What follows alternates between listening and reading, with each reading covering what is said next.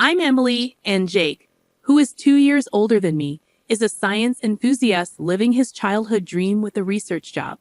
He seems fulfilled despite his busy schedule.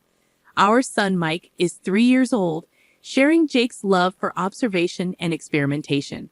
Currently, he's fixated on the goldfish he caught at the fall festival. Our daughter Sarah, at 1 year old, is a delight with her chubby cheeks and love for food, bringing comfort and joy to our household. Life seems pretty good for our ordinary family, except for one recurring issue: dinner. As I was trying to calm down my crying daughter and finish dinner, the doorbell rang. Without hesitation, my mother-in-law entered our home, a familiar occurrence. Though not always on the same day, she tends to show up around this time frequently enough that Mike hardly notices. More fried food again. That's not good, so oily. You need to take better care of Jake's stomach when he comes home tired from work. It's not good for the grandkids either, she remarks, as she begins setting the table with the dishes she brought. But Mike really likes it, I defend weakly. That's because you only feed him junk, she retorts. Look, I've made a creamy vegetable stew and minestrone for you. It's important for the kids to get used to Western food from an early age. With large containers of stew and minestrone, she sets the table enough to last for days. I feel a pang of disappointment seeing the stew, mostly carrots and cabbage. Come on, stop daydreaming. I'll take the food you made home with me, she declares. We can't waste food. This routine has become all too familiar. Last time, she replaced my clam chowder with her fried chicken, then left without much acknowledgement of her grandchildren. As she leaves, my son's sad face tugs at my heartstrings. Don't worry, there's a little bit of meat left, I reassure him, but inside, I'm frustrated. This intrusion has become unbearable over the past year. Her unannounced visits during dinner prep time, her criticisms, and now taking our food home with her.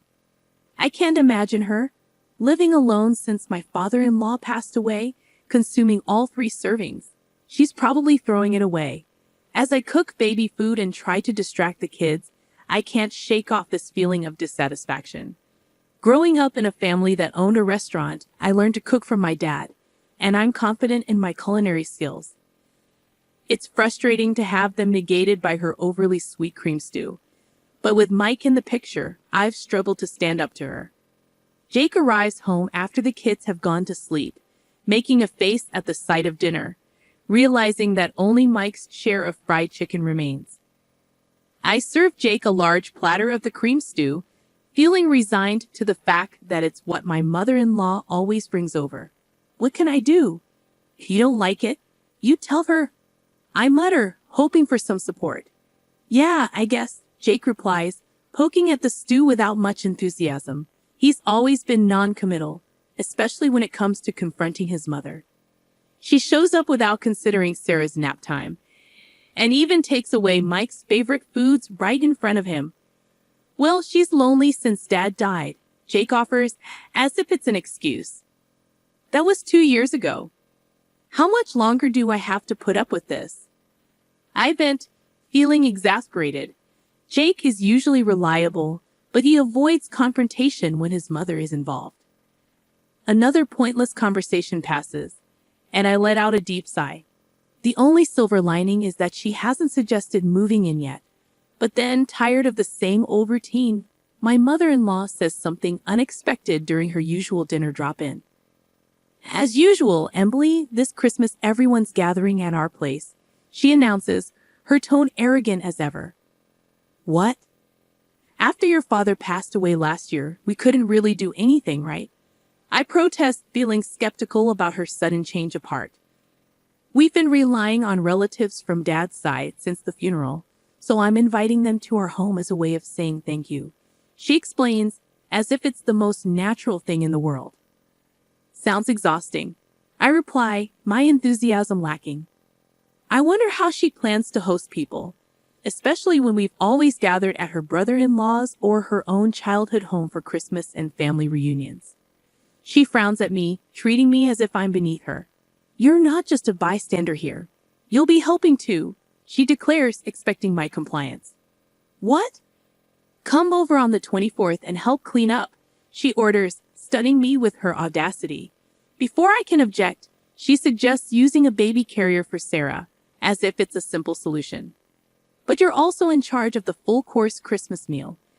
Don't you dare repackage store-bought food or cook anything that tastes bad.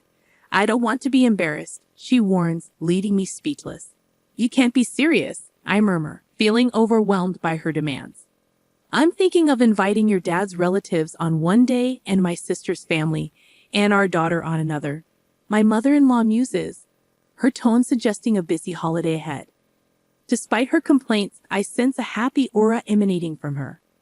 Hold on, the one who's going to be busy is me, not you, she adds, reminding me of my duties as the daughter-in-law of this family's eldest son. Do your duty properly, Elle, she concludes, satisfied with her instructions, before leaving the meatloaf and heading out, leaving me stunned and my surprise son behind. She doesn't forget to pack the shrimp gratin that just needs to be baked. That night, when I tell Jake about it, he's as bewildered as I am. What? She's planning a party from Christmas Eve, inviting Dad's side of the family when he's not here. I express my frustration, finally losing my temper at Jake's predictable response. His face turns to an unmistakable uh-oh as he goes silent, realizing that this time, it's too much. All right, I'll handle the cleaning and entertaining the relatives. He resigns, his proposal giving me some direction. Really? I'm surprised by Jake's sudden cooperation, finding some relief in his willingness to help. But can you still cook the full-course Christmas meal? He asks, hoping to preserve his mother's reputation intact. Just for this year, let's keep Mom's reputation intact. Plus, everyone in the family loves your cooking, he pleads, staring at the meatloaf left by his mother. It's hard to say no after making a concession. Fine, just for this year. I agree reluctantly, preparing myself mentally for the task ahead. When I inform my mother-in-law that Jake will stay over to help with cleaning, she makes a displeased face, questioning my decision to let the man of the house do such tasks. However, she seems reasonably satisfied seeing Jake bustling around at his parents' home for my sake. And then comes Christmas lunchtime. Emily, is the corn soup ready? Jake asks. I'm preparing the croutons now, I respond, scurrying around the kitchen to get everything ready. You're so inefficient. I'll bring the food myself, my mother-in-law declares, taking over. I'm sorry if you're going to complain, but try preparing a meal for 20 people. It's really, truly exhausting, I lament, finally taking a seat at the party. Jake seems to have put our daughter down for a nap in another room.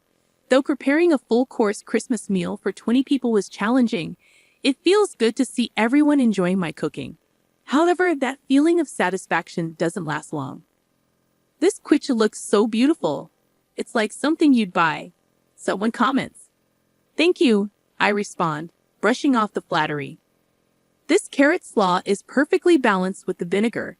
The orange scent really freshens up your mouth. Another compliments. That's because Christmas meals tend to be rich, so I made it a bit more acidic, I explained, trying to keep the conversation light. But something's off. Every time someone tries to compliment my Christmas cooking, my mother-in-law interrupts. Something is not right.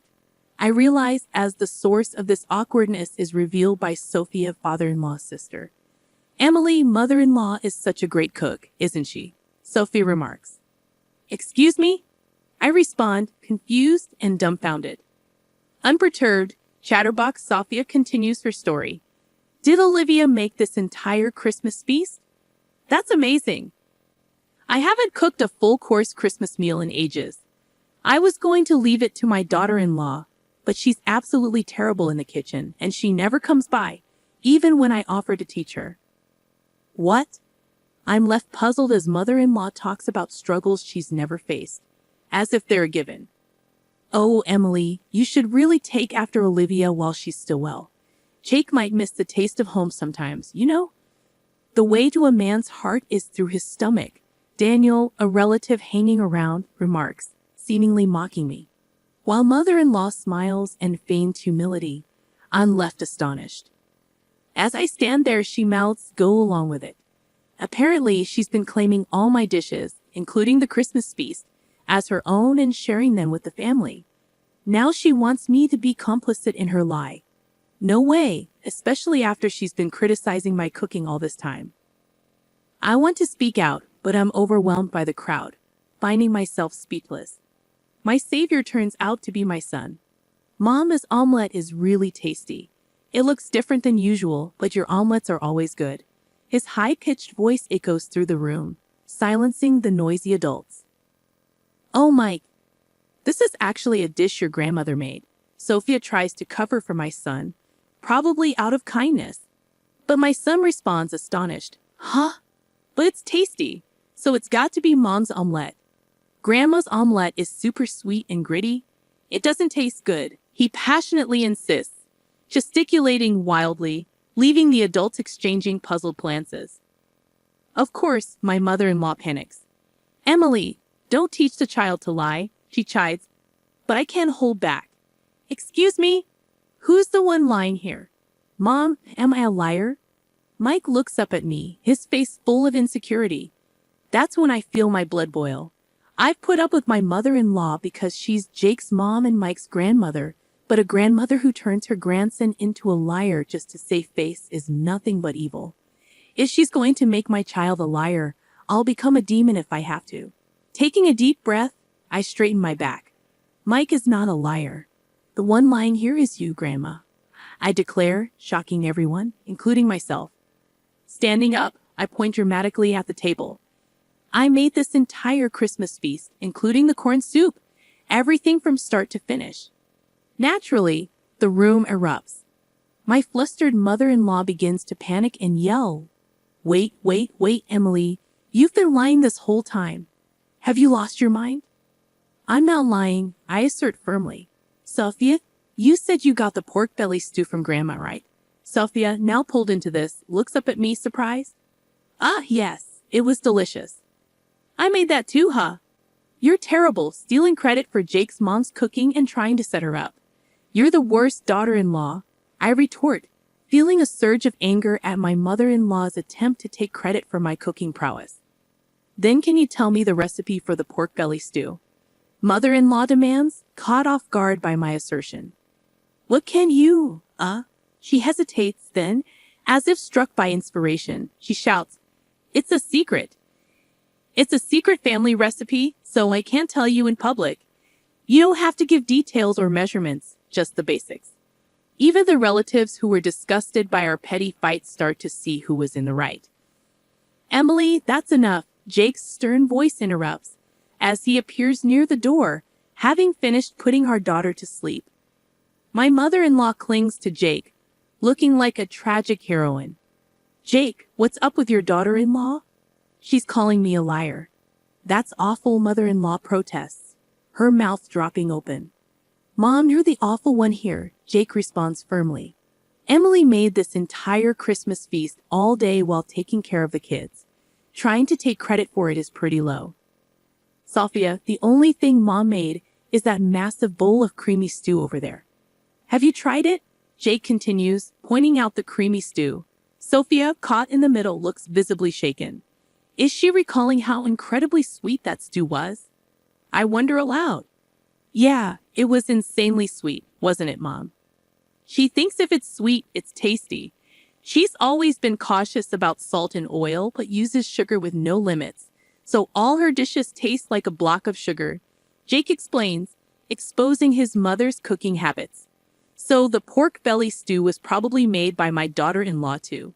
If you got any other dishes from Mom recently, they were likely made by Emily, Jake concludes, shocking everyone with his revelation. Really? Even that meatloaf? That was me. And the mapo tofu and shrimp gratin. That was me, I add, feeling a sense of validation as the truth comes out. Mother-in-law, exposed for all her lies, panics. It seems like she's given up on lying and is now trying to appeal to Jake's emotions. Why? Why are you siding with your daughter-in-law? I'm your mom, she pleads, desperate for support. I didn't want to have to say this either, Mom, but I thought you were just lonely because Dad isn't here, so I've been having Emily put up with you. But this isn't anything but harassment towards her. There's no reason to protect you anymore. Don't see Emily or the kids ever again. Jake firmly dismisses his begging mother as he starts to clean up the Christmas feast. Then he apologizes to the relatives. "I'm sorry for the disturbance this Christmas, Emily, Mike. Let's go," Jake says, taking Mike's hand and standing up. Mike glances at mother-in-law. "Grandma, where's your I'm sorry?" he questions. "When you lie, you say I'm sorry, then you get forgiven, right? Isn't that right, Mom?" he asks. Mother-in-law clenches her lips tightly, clearly having no intention of apologizing. Seeing this, Jake sighs as if he's had enough. Grandma can't even say I'm sorry. And she's supposed to be an adult. How sad. "Let's go home and have Mom's delicious Christmas feast, okay?" he says, leading the way. We leave behind a growling mother-in-law and confused relatives, carrying our sleeping daughter and the Christmas feast as we head to my parents' place. Everyone is delighted and eats with joy. This is what I had been striving for, so my heart is full. Of course, Jake apologizes profusely and promises never to let us meet mother-in-law again. Apparently, the atmosphere at my house remains awkward as his relatives disperse, leaving only a soulless mother-in-law and some bland food. The next day, mother-in-law's sister and her husband, as well as Jake's sister, visit as promised. Seeing the bland food, they chuckle and say, "Figures." Apparently, mother-in-law's lack of cooking skills is a well-known fact among her relatives. "So you brag about hosting a Christmas feast. I wondered what magic trick you'd pull." "Probably just jealous of Emily, who's good at cooking and praised by Jake and Mike," they remark teasingly.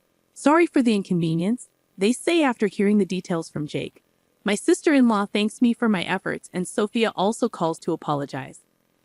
"I'm sorry for jumping to conclusions," Sophia says. It turns out Sophia also enjoys cooking, and we bond over a recipe for braised pork belly. The misunderstanding with Jake is cleared up, and I find new friends who share my cooking hobby.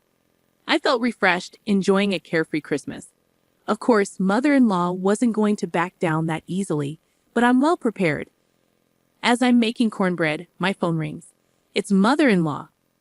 "Excuse me, where are you?" "It's dinner time." "Do your duty as a wife," she demands angrily on the other end of the line. "Are you making the same mistake in coming over again?" she adds, her tone furious. "How dare you? I came here because you didn't apologize. Come home and clear the misunderstanding with our relatives, then I'll forgive you for embarrassing me," she continues.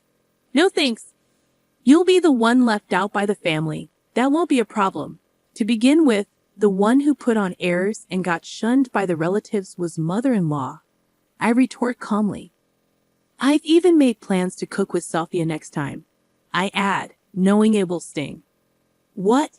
Mother-in-law is stunned, probably never imagining that I'd become close to father-in-law's side of the family. "So what now? Still got any moves left?" I ask, delivering another blow. "Also, I'm not returning to that house," I declare firmly. "What?" "Yes, the kids and I have been staying at my parents' house since Christmas. We're planning to find a new place to live now that the holidays are over.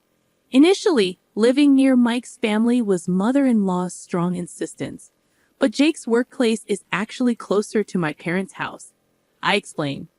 "Didn't Jake tell you to stay away from daughter-in-law?" But since mother-in-law can't listen better than a child, we decided to physically distance ourselves. Right now, Jake is the only one living there, and he'll leave once he's ready, I reveal, adding insult to injury. "What? Where are you?" Mother-in-law's voice grows frantic. "Who knows? You think you can get away with not cherishing Jake's mom?" "Yes, because Jake and sister-in-law have forgiven me. It's okay." "Well, wait. What?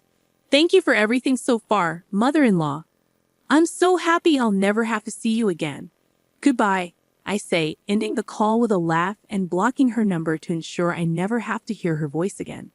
2 years later, my family happily waits for my cooking in the living room, playing around as I fry the burgers in the kitchen. My heart warms up again today, watching them eagerly await my cooking, with smiles on their faces.